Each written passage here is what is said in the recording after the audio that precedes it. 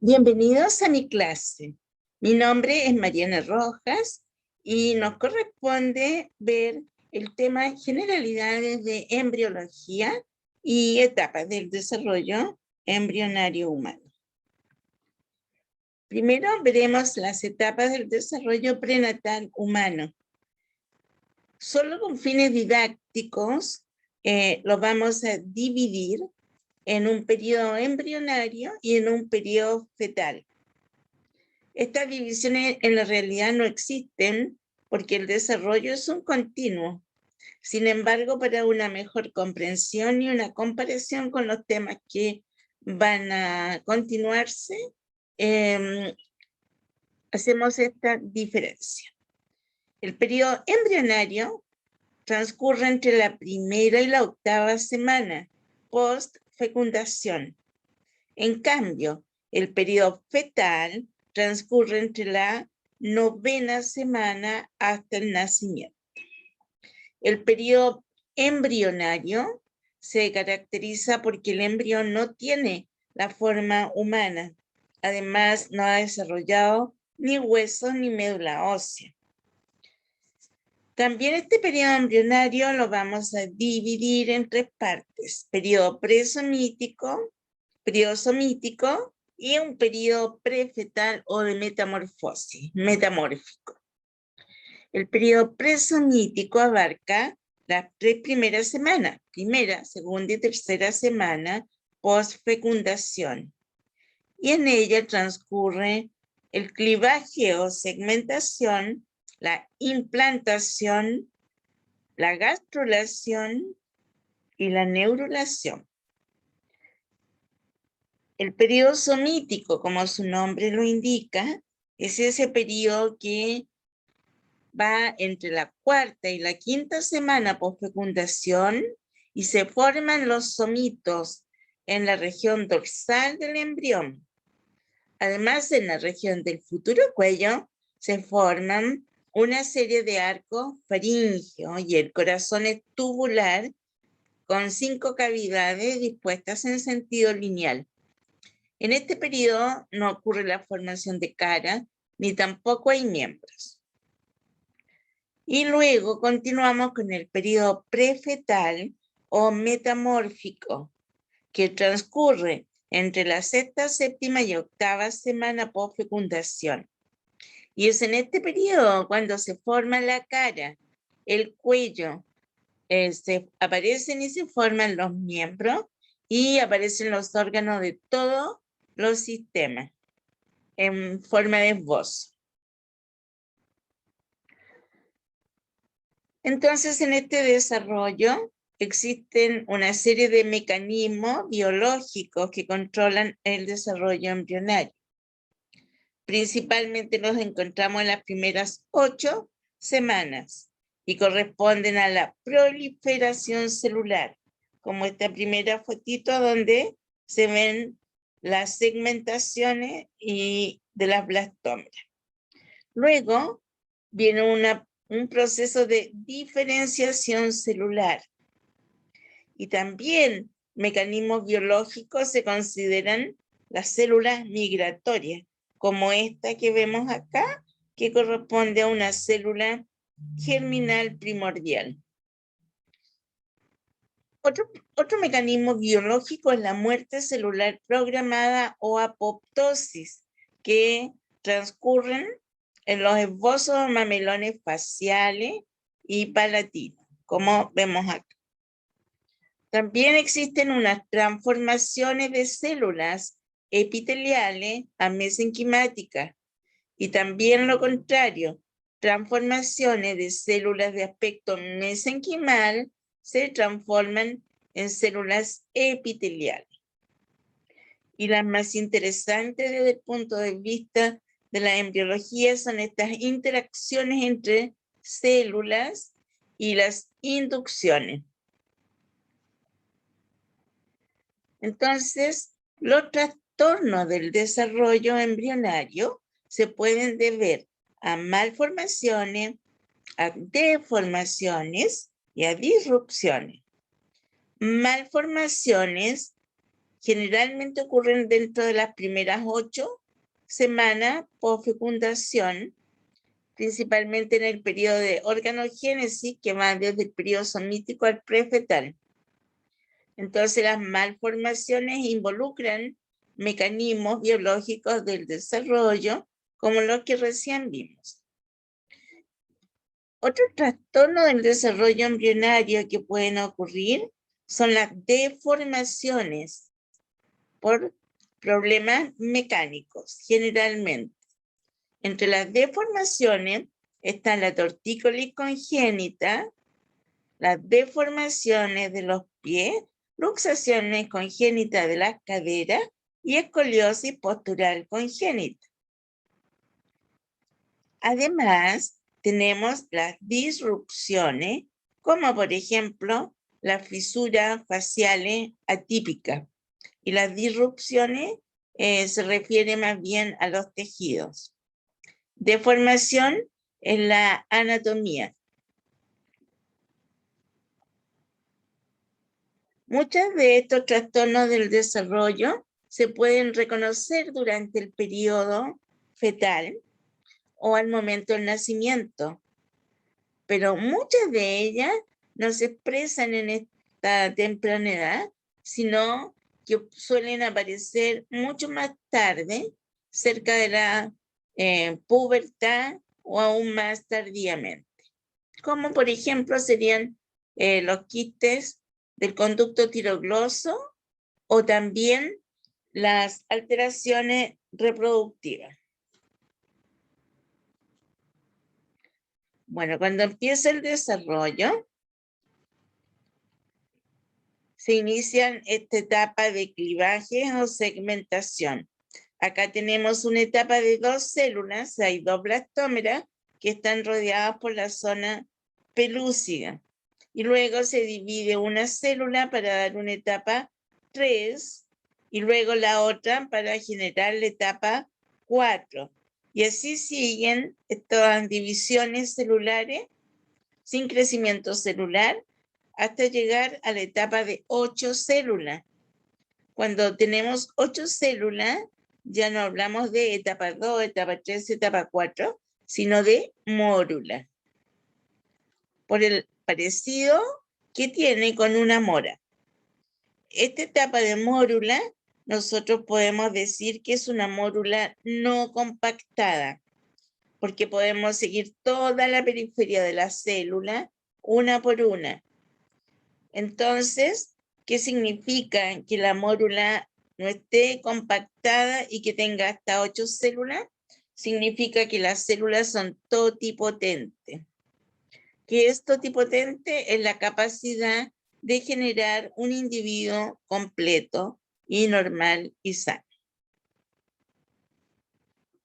En medicina veterinaria se utiliza en algunas ocasiones mórulas de animales de alta calidad genética y en el laboratorio se separan las blastómeras, se colocan en zonas pelúcidas, falsas y en cilindros de agar y se transfieren a las hembras que han sido previamente tratadas con hormonas simulando un periodo progestacional. Y al término de un periodo de gestación nacen crías completamente sanas. Y se puede obtener, por ejemplo, de animales de alta calidad genética que han sido transferidos a hembras de baja calidad genética.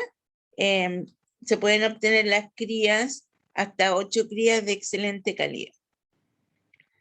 Bueno, estas células son totipotentes, pero la totipotencialidad desaparece cuando se forman medios de unión entre las blastómeras periféricas.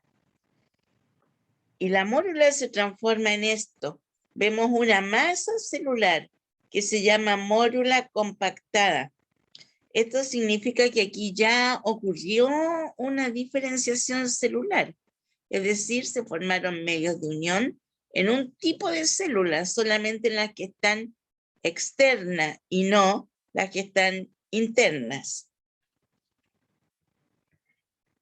Bien, vamos a hablar un poco del compromiso de linaje.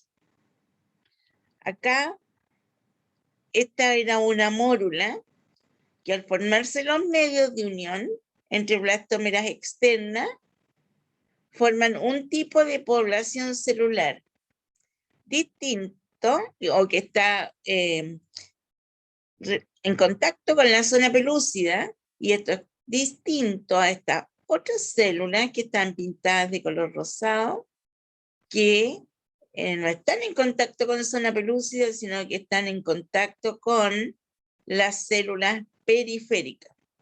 Son dos poblaciones celulares totalmente distintas. Y nosotros vamos a ver que de esta población, que la hemos pintado de color amarillo, se va a diferenciar primero el trofoblasto y después vellosidades coriales y la placenta. Mientras que de este otro grupo de células se va a formar el embrión completo y también anexos embrionarios que son el amnio, el saco vitelino y el alantoide. Aquí continúa rodeado por su zona pelúcida. Como estas otras células que están en etapa 2, en segmentación siempre vemos por fuera la zona pelúcida. La diferenciación celular implica que las células de diferente linaje, como tenemos estas dos, por ejemplo, utilizan distinta información a partir de aquella que está disponible en su genoma. La selección de los genes que se expresan o que se silencian en una célula determinada es el programa de esa célula y determina su compromiso de linaje. Tenemos entonces aquí la primera diferenciación celular. Tenemos células donde se formaron medios de unión, que son las células externas, y otras células que no tienen medios de unión entre ellas. Lo siguiente que ocurre es que empieza a formarse líquido en el interior de esta mórula y se van formando cavidades. Y las cavidades se van juntando unas con otras hasta formar esta gran cavidad, en un proceso que se llama cavitación. Esta es la cavidad del blastocisto y esta estructura se llama blastocisto.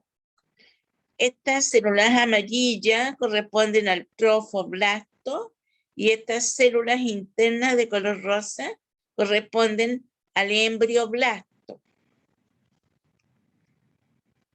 Ahora es muy importante en esta etapa recordar que es el lugar que ocupa la célula, cualquier célula, en la mórula o blastocisto, lo que determina su futuro.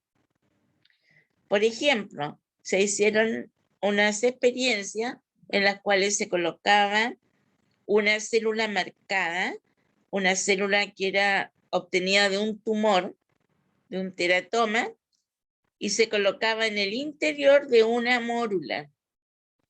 Y con el tiempo se vio que esta célula se desdiferenció, se reprogramó y ahora la tenemos formando parte del embrioblasto. Estaba formando parte de los tejidos del embrión y completamente sana. Pero ¿qué sucede si se introduce esa célula en la parte externa, la que está en contacto con zona pelúcida? La célula igual se va a desdiferenciar y va a pasar a formar parte del trofoblasto y después la van a encontrar en la placenta y células totalmente sanas. Bueno, acá tenemos un blastocisto real para no solo ver esquema. Este es un blastocisto con su trofoblasto y su embrioblasto. Este blastocisto es de un ratón. Inmediatamente nos damos cuenta que es un ratón porque se implantó por el lado contrario al embrioblasto. En la especie humana, la implantación es por este lado, es por el lado del embrioblasto.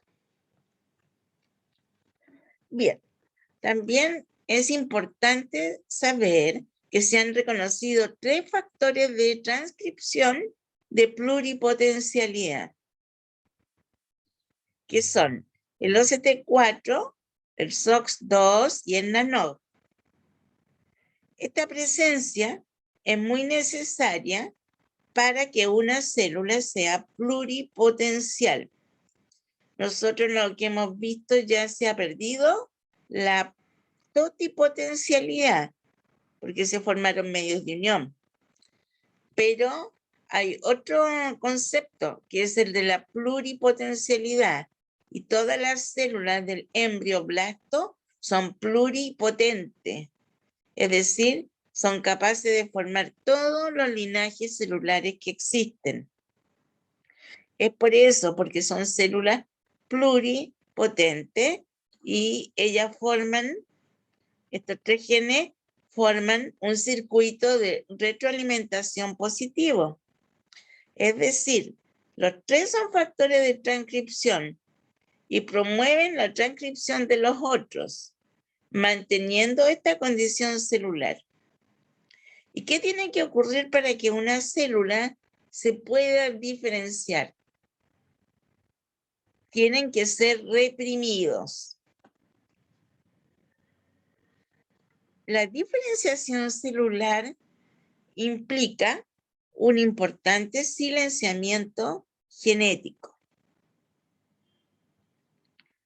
El silenciamiento génico más importante es cuando la célula adquiere el compromiso de linaje, como lo vimos antes. Por ejemplo, la proporción de genes que se silencian versus los genes que se activan en el paso de una célula troncal embrionaria pluripotente a una célula progenitora neural, por ejemplo, es de 23, es a 1.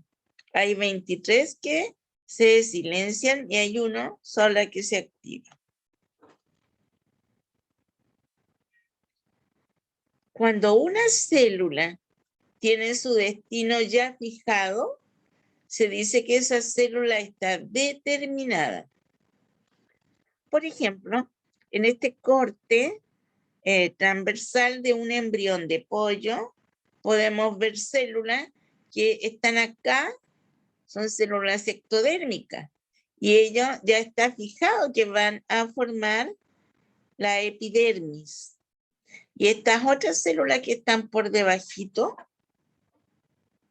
su destino es que formen la dermis, y estas otras, la musculatura. Estas células que ya están determinadas tienen que pasar por muchas etapas de desarrollo antes de llegar a su estado maduro. Pero ya ellas no son capaces de pasar a otra línea de desarrollo. Por ejemplo, estas células que están acá arriba, que formarían epidermis, no van a poder formar hueso ni cartílago.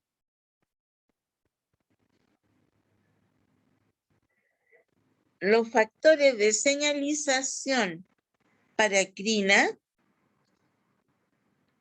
que influyen en este desarrollo también se denominan factores de crecimiento y diferenciación y se abrevia GDF y se agrupan en 4 familias que son factor de crecimiento fibroblástico FGF, WNT, WNT, Hedgehog y factores de crecimiento transformante beta. Cada familia del factor de crecimiento y diferenciación interactúa con su propia familia de receptores. Y estos receptores son tan importantes como las moléculas de señalización mismas para determinar el efecto de una señal. Entre ellas, habíamos dicho que está el factor de crecimiento de fibroblastos. Tienen este nombre porque pueden estimular el crecimiento de los fibroblastos en el cultivo. En la actualidad se han identificado más de 20 factores de crecimiento fibroblástico, que son capaces de producir cientos de isoformas proteicas mediante la modificación del empalme de su ARN o sus codones de inicio. Los factores de crecimiento fibroblástico son particularmente relevantes en la angiogénesis, en el crecimiento de los axones, y podemos mencionar el FGF8 como muy importante en el desarrollo de los miembros y en partes del cerebro. Y el FGF10 es importante en la ramificación de las yemas bronquiales. Aquí tenemos FGF10 y la ramificación de yemas bronquiales en el desarrollo del aparato respiratorio. Ustedes ven este divertículo respiratorio que emerge desde el intestino primitivo. Este factor de crecimiento fibroblástico 10 es producido por el mesénquima del mesodermo lateral esplácnico, que reviste las puntas de las yemas bronquiales. Recuerden que tanto el tubo digestivo como el aparato respiratorio se forman por el endodermo y el mesodermo esplácnico. Entonces aquí es el mesodermo esplácnico el que produce el factor de crecimiento fibroblástico 10. Este factor de crecimiento fibroblástico 10 es producido por este mesénquima, por este mesoderma, ¿verdad?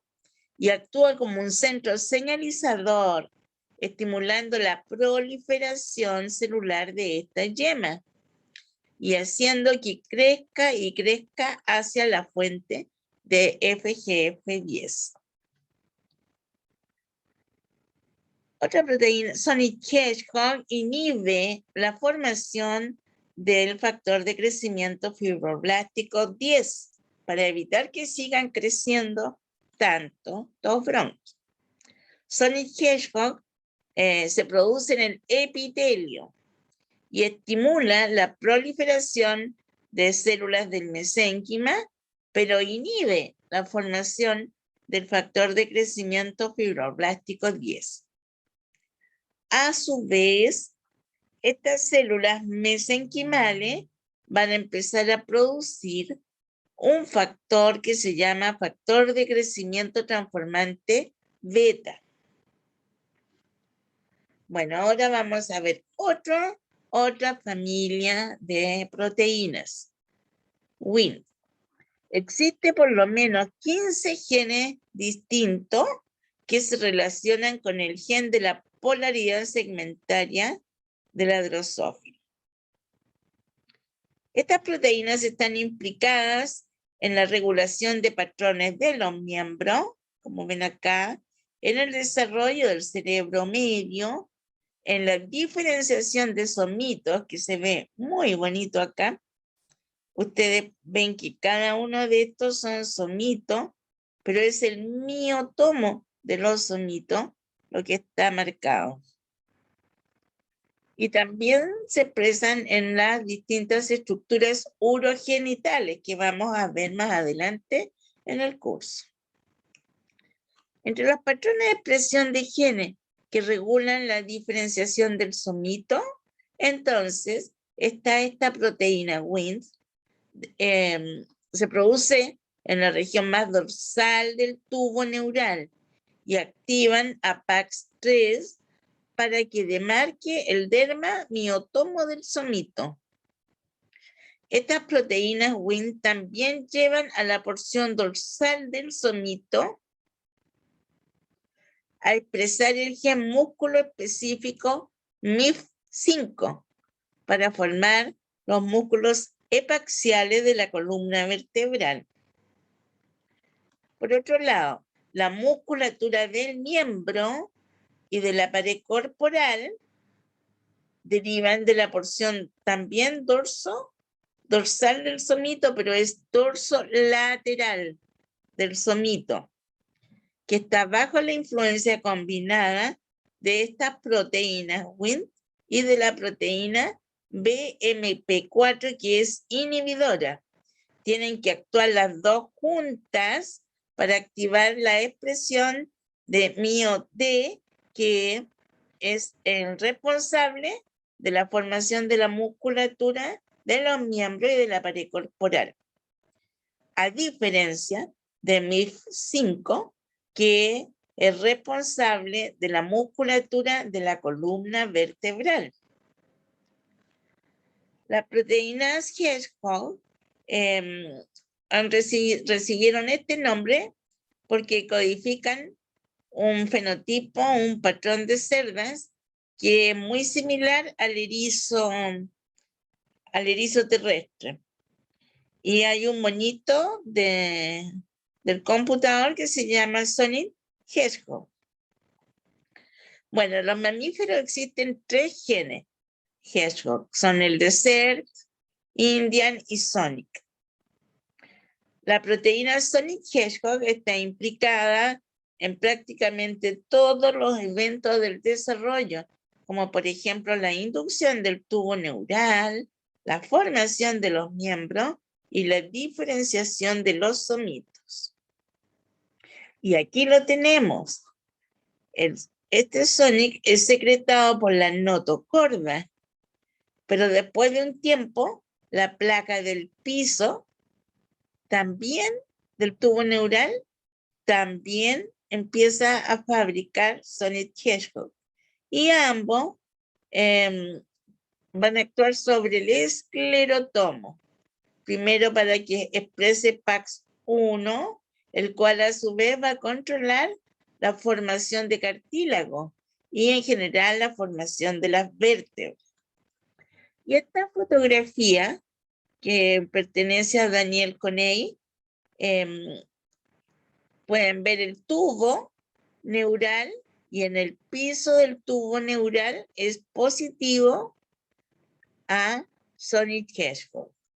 Y acá la notocorda también es positivo al Sonic Hedgehog. Bueno, también hay que ver la superfamilia de factor de crecimiento transformante beta. Esta es muy grande, cuenta con más de 30 miembros. Incluye a las proteínas morfogenéticas del hueso, a la familia de las activinas, al factor de crecimiento mileriano y a otros más. Son muy importantes en la formación de la matriz extracelular y en la ramificación epitelial de los pulmones, de los riñones y de la glándula salivar. Acá tenemos como ejemplo el factor de inhibición mileriana.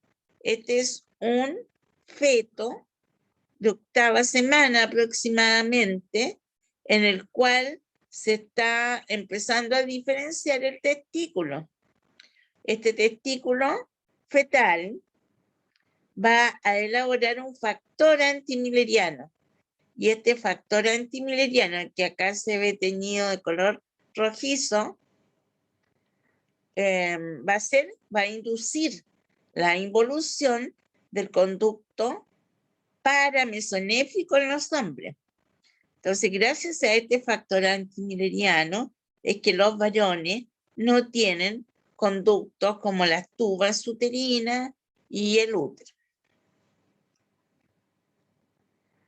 La superfamilia del factor de crecimiento transformante beta. Las células mesenquimales, este otro ejemplo, tenemos que las células mesenquimales comienzan a producir un factor de crecimiento transformante beta que inhibe la producción, inhibe la producción del factor de crecimiento fibroblástico 10, lo mismo que Sonic Hedgehog. Y eso va a facilitar que aquí se formen moléculas, se forme fibronectina y colágeno. Bueno, este epitelio de revestimiento es capaz de elaborar tanto proteína morfogenética del hueso como Sonic Hedgehog. Pero cuando está activado este factor de crecimiento transformante beta y se han empezado a producir fibronectina y colágeno en esta zona, aparecen dos nuevos centros emisores de señales a cada lado del original. ¿Y qué pasa? Que el mesénquima empieza a producir factor de crecimiento fibroblástico 10 y hace que este epitelio crezca hacia él. Y entonces se da origen a un nuevo ciclo. Y así se siguen ramificando y ramificando los bronquios y los bronquiolos. Entonces, el mesénquima produce primero FGF10 y después, mucho más adelante, produce factor de crecimiento transformante beta. Mientras que el epitelio de revestimiento, perdón, este epitelio, produce BMP4 y Sonic Hedgehog. Preguntas. La imagen que se presenta acá se caracteriza porque corresponde a una mórula no compactada. Si se secciona un blastocito de ratón en dos partes iguales, cada mitad puede dar origen a, cada mitad da origen a una cría normal. ¿Sí? Las células del embrioblasto son pluripotentes o son totipotentes. ¿Qué estructuras se forman a partir de lo indicado por la flecha número 1? Las células del embrioblasto son pluripotentes. Y las estructuras que se forman son el embrión completo, amnios, sacovitelinos y alantoides. ¿Cuál es la función de la proteína Sonic Hedgehog? Y indique los números que destacan los lugares donde Sonic Hedgehog es secretado. Entonces, Sonic Hedgehog, cuando es producido por la notocorda, va a estar relacionado con la diferenciación del piso del tubo neural y también con las neuronas motoras. Y después, cuando es producido por el piso del tubo neural y la notocorda, va a estar muy relacionado con la diferenciación del esclerotomo y que se pueda formar cartílagos y huesos. Y los lugares donde es secretado, el número 3 y el número 4. Y con esto hemos terminado esta actividad.